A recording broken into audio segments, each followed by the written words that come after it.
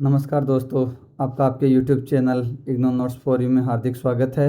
Channel को subscribe करने के लिए और अपने दोस्तों के साथ चैनल को शेयर करने के लिए आपका बहुत बहुत धन्यवाद। आज की इस वीडियो में हम BHIC 101 की यूनिट नंबर 9 देखेंगे, वैदिक काल पार्ट 2।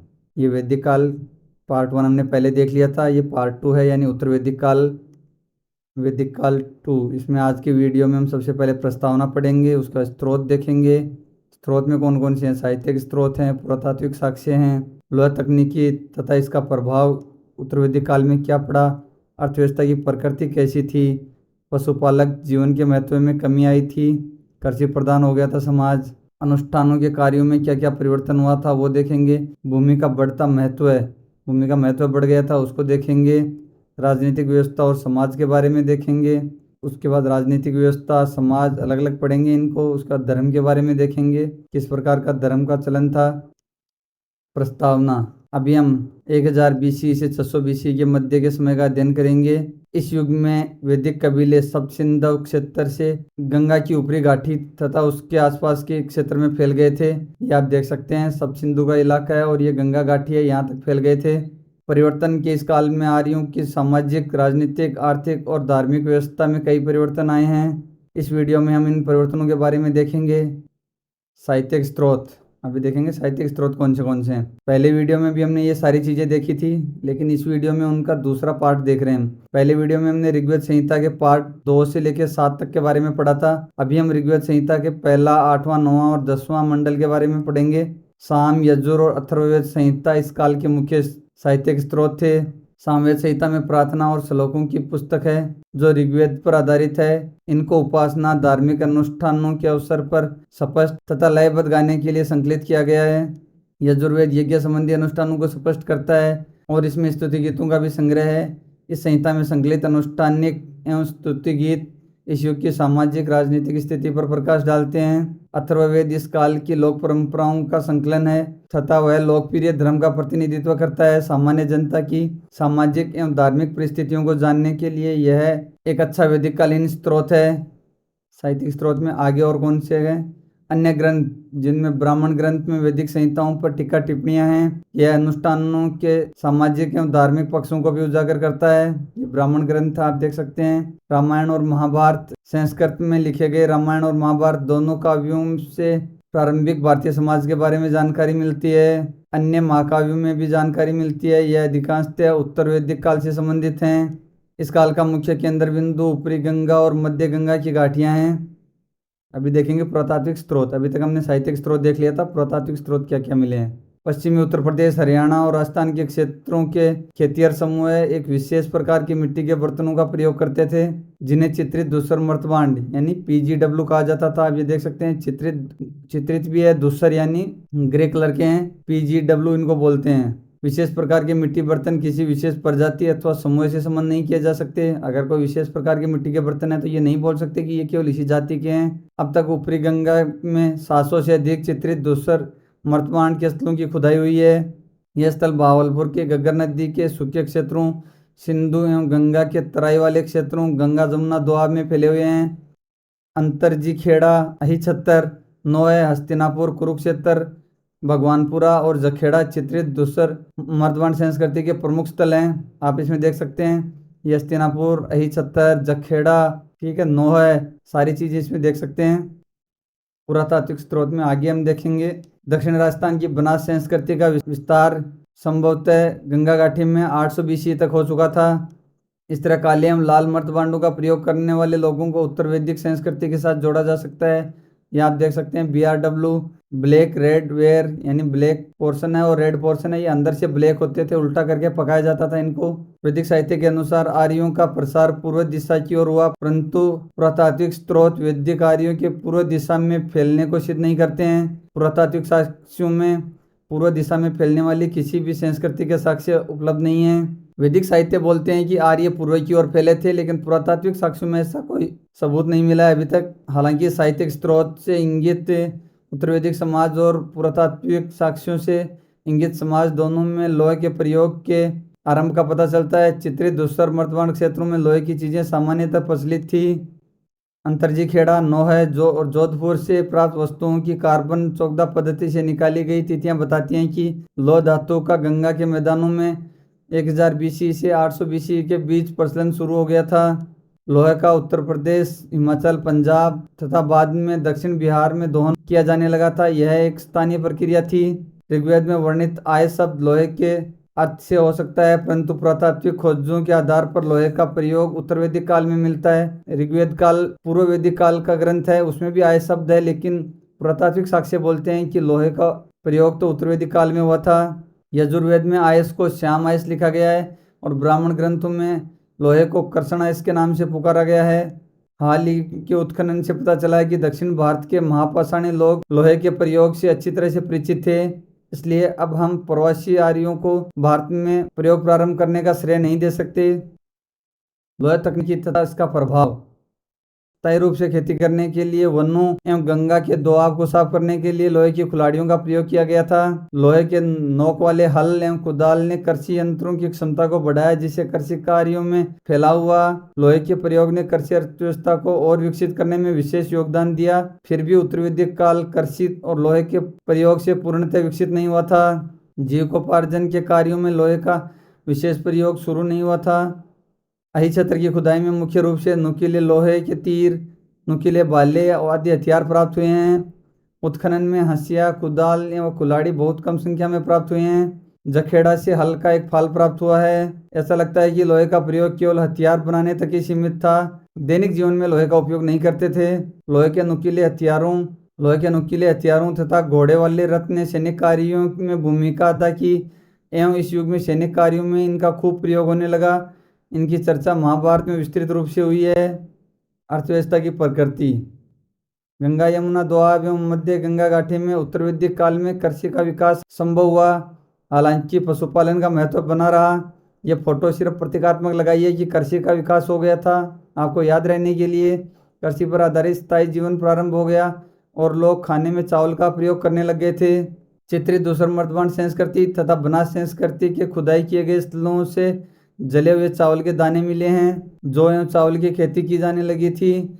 वैदिक साहित्य में चावल के लिए व्रीहि, तंदुला तथा साली जैसे शब्दों का प्रयोग हुआ है। खेत की अच्छी पैदावार तथा आर्थिक संपन्नता के लिए राजसूय यज्ञ में दूध, घी, पशुओं के साथ साथ अनाज भी चढ़ाया जाने लगा था। अथर्ववेद में ऐसी 12 बलियों का वर्णन है जिससे कि भौतिक लाभ की प्राप्ति होती थी तथा ब्राह्मणों को गाय, बछड़े, सांड, सोना, पके चावल, छप्पर वाले घर और अच्छी पैदावार देने वाले खेतों को उपहार स्वरूप दिया जाता था। उत्तर वैदिक काल के साहित्य में वर्णन है कि खेती करने के लिए हलबेल का प्रयोग खूब होने लग गया था। पशुपालक जीवन के महत्व में कमी। इससे पहले पशुपालक जीवन का महत्व था, लेकिन जब कृषि की शुरुआत हो गई तो पशुपालक के जीवन के महत्व में कुछ कमी आई है। पशुपालन का कार्य अब जीवन यापन का मुख्य साधन नहीं था। मिश्रित कृषि व्यवस्था थी जिसमें खेती तथा पशुपालन दोनों का संयुक्त रूप से प्रयोग होने लग गया था। कृषि श्रम प्रधान नहीं थी। जिन जगहों की खुदाई से चावल प्राप्त हुए हैं वे स्थान दोआब के पूर्वी क्षेत्र में स्थित हैं। रोपाई के द्वारा धान पैदा करने का श्रम गहन तरीका अभी शुरू नहीं हुआ था। दूसर मर्दबान संस्कृति अवशेष 2 से 3 मीटर की गहराई के हैं, जिससे पता चलता है कि लोग एक स्थान पर लंबे समय तक रहते थे। भगवानपुरा और जखेड़ा की खुदाइयों से स्पष्ट है कि टहनियाँ, दूब, लकड़ी से बनी गोल झोंपड़ियाँ एक स्थान मिट्टी के परकोटे से बने अधिक टिकाऊ घरों ने ले लिया था। इन टिकाऊ घरों के बनाने में प्रयोग की गई सामग्री से स्पष्ट है कि उत्तर वैदिक काल के लोग कृषि पर आधारित स्थायी जीवन शैली अपना रहे थे। अभी देखेंगे अनुष्ठानों के कार्यों में परिवर्तन। अनुष्ठानों में क्या परिवर्तन आया पूर्व वैदिक काल में और उत्तर वैदिक काल में। प्रारंभिक वैदिक काल में पूर्ण समुदाय को लाभ पहुंचाने के लिए अनुष्ठान किए जाते थे, जैसा हमने लास्ट वीडियो में भी देखा था। देवताओं की पूजा दूसरे समुदायों पर विजय पाने, पशु प्राप्त करने तथा पुत्र लाभ के लिए की जाती थी। उत्तर वैदिक काल में अनुष्ठानों का उद्देश्य बिल्कुल बदल गया। अब अनुष्ठान बहुत जटिल हो गए और कई सालों तक चलते रहते थे, इसलिए अब केवल धनी लोग ही यह अनुष्ठान कर सकते थे। बलि देने के पीछे मुख्य उद्देश्य समुदाय पर नियंत्रण प्राप्त करना हो गया था। अब मुखिया पूरे समुदाय को उपहार न देकर केवल ब्राह्मणों को उपहार देता था, जो उसके लिए हवन अथवा बलि आदि के अनुष्ठान करते थे। अनुष्ठान अत्यधिक जटिल हो गए थे, केवल अत्यंत निपुण ब्राह्मण ही उन्हें कर सकते थे, क्योंकि ऐसा विश्वास था कि एक मामूली गलती भी अनुष्ठान करने वाले का विनाश कर देगी।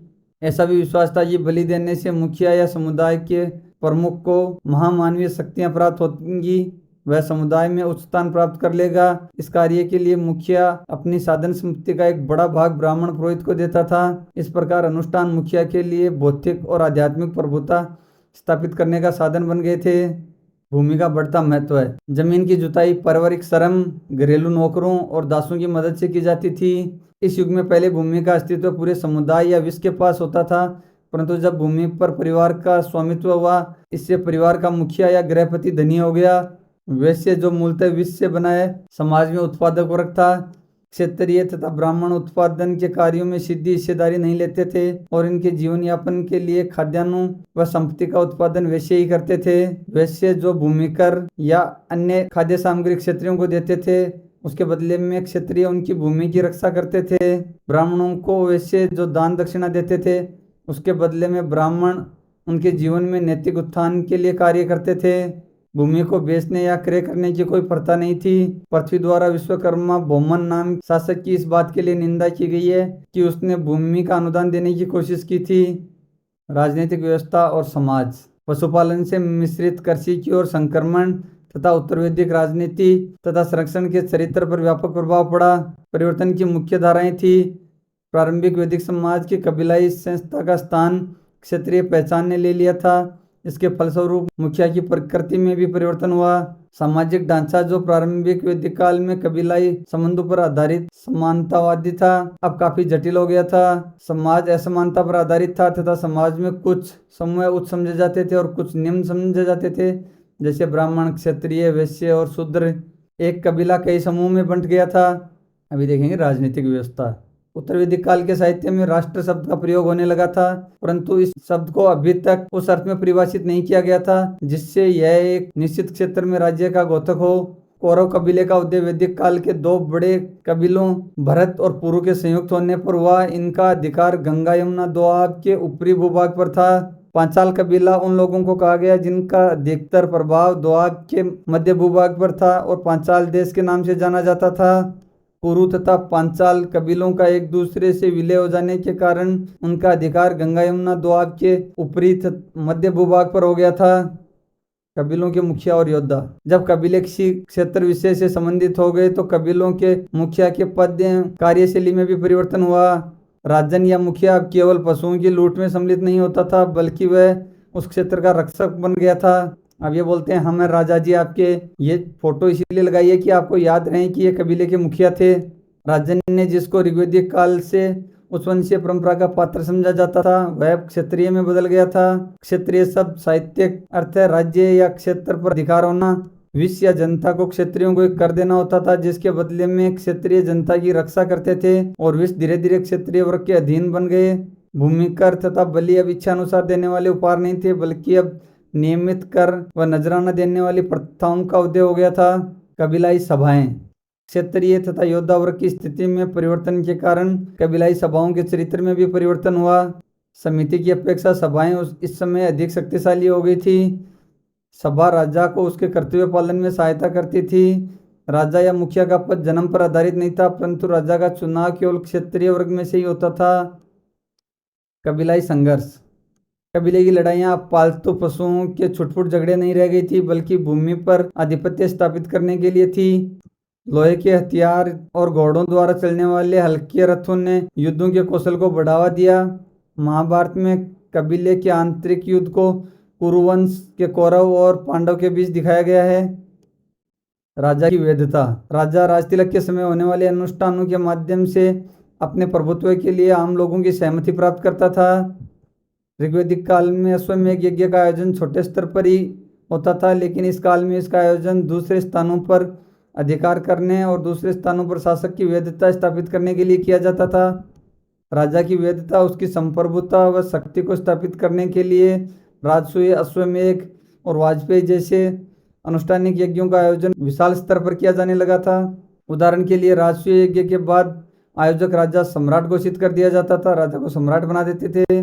साधनों, आर्थिक, उत्पादक एवं वितरण के द्वारा राजा क्षेत्रीय एकता को प्राप्त करता था, जिससे कि उसका स्तर मात्र लुटेरे या केवल योद्धा के नेता से कुछ अधिक हो जाता था। तब भी वह संप्रभुता संपन्न शासक नहीं था उसका चुनाव होता था, उसे हराया भी जा सकता था तथा वह अपने कबीले के प्रति उत्तरदायी था। वह दूसरे ऐसे राजाओं की नियुक्ति भी नहीं कर सकता था जो उसके कार्यों में उसकी सहायता करें।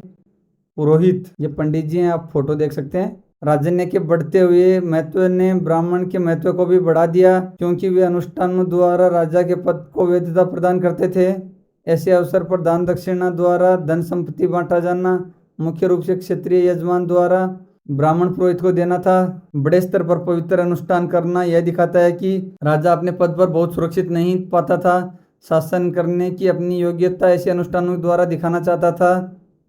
बाद के काल में राज्य के पुरोहित का दर्जा देवताओं तुल्य हो गया। यह समझा जाता था कि देवताओं को प्रसन्न करने के लिए यज्ञ की आवश्यकता है। धन संपत्ति का बंटवारा मुख्यतः शासक और पुरोहित दो उस वर्गों के बीच था और राजनीतिक शक्ति क्षत्रिय के अधिकार में आ रही थी।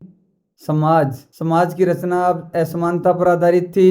एक स्रोत के अनुसार 4 वर्णों अर्थात ब्राह्मण, क्षत्रिय, वैश्य और शूद्र की उत्पत्ति ब्रह्मा के रचयिता प्रजापति के शरीर से हुई है। ब्राह्मण उसका मुख था, क्षत्रिय उसके हाथ बन गए थे, उसकी जंघा से वैश्य बने और उसके पांव से शूद्र उत्पन्न हुए।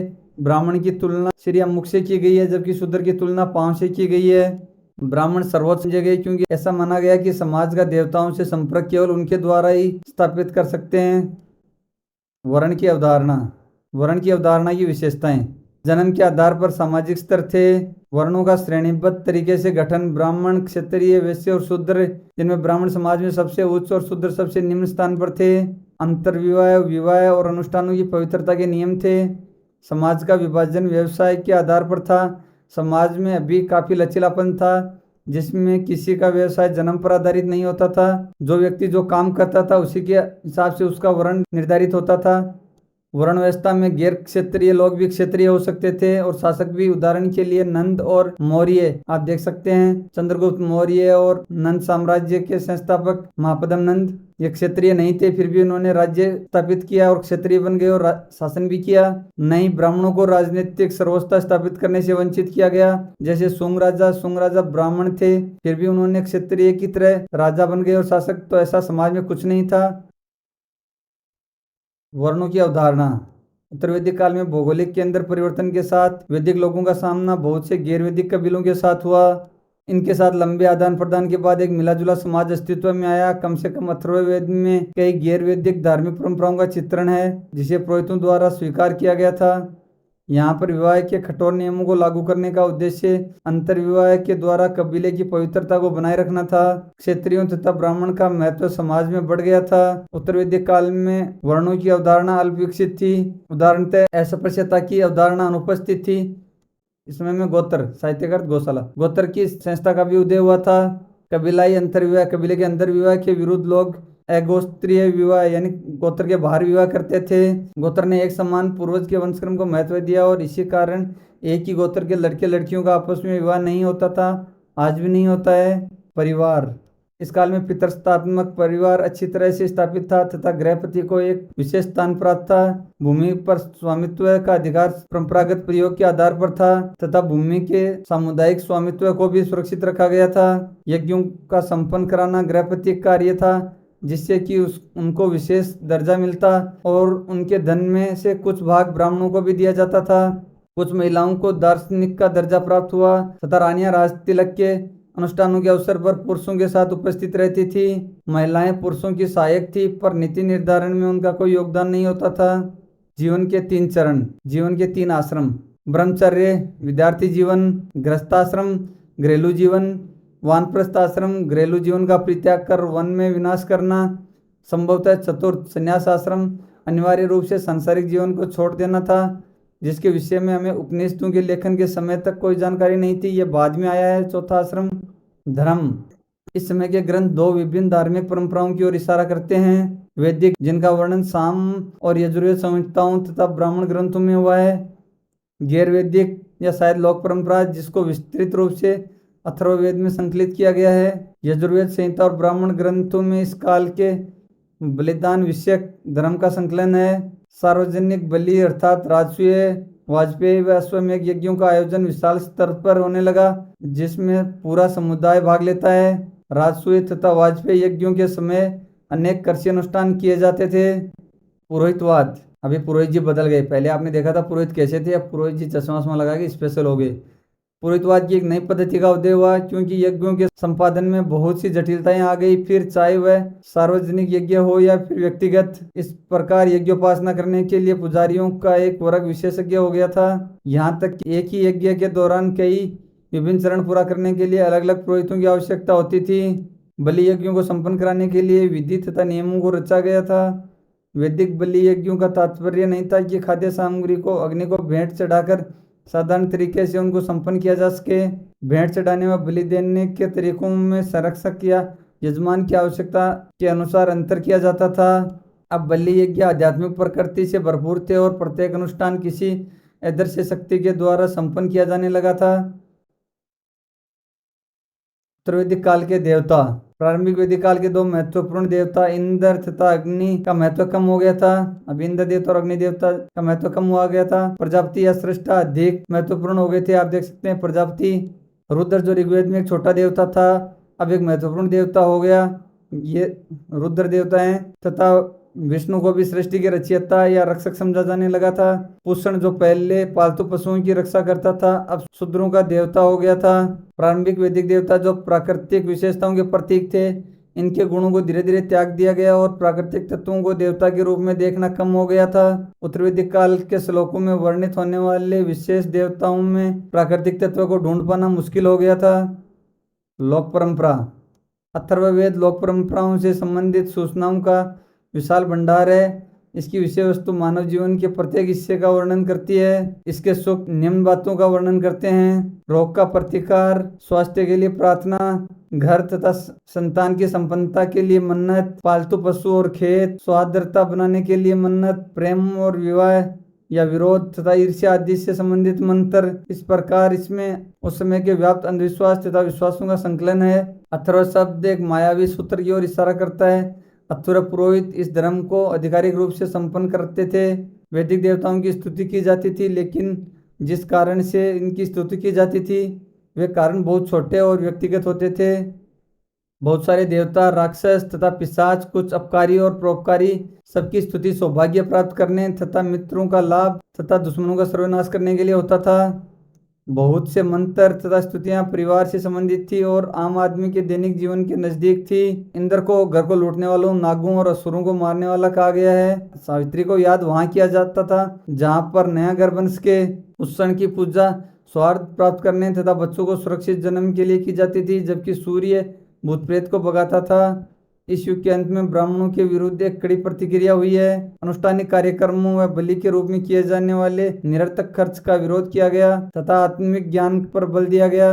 धर्म के भौतिक आधार का बहिष्कार कर दिया गया और धर्म को दर्शन विषय तक उठाया गया है। इस प्रकार हम देखते हैं कि प्रारंभिक वैदिक तथा उत्तर वैदिक काल के बीच में धार्मिक मतों तथा समाज में एक महान परिवर्तन हो चुका था, जैसे पशुपालन से कृषि की ओर बदलाव। Thanks for watching my video. अगर आपने अभी तक हमारे चैनल को सब्सक्राइब नहीं किया तो प्लीज़ सब्सक्राइब कीजिए। टेलीग्राम ग्रुप को ज्वाइन करना बिल्कुल न भूलें, क्योंकि मैं ये सारे नोट्स आपको टेलीग्राम ग्रुप में दे दूंगा। वीडियो व्हाट्सएप पे से पाने के लिए व्हाट्सएप का लिंक भी डिस्क्रिप्शन में है, वहाँ से व्हाट्सएप चैनल को भी ज्वाइन कर सकते हैं। Thanks, bye bye, see you soon.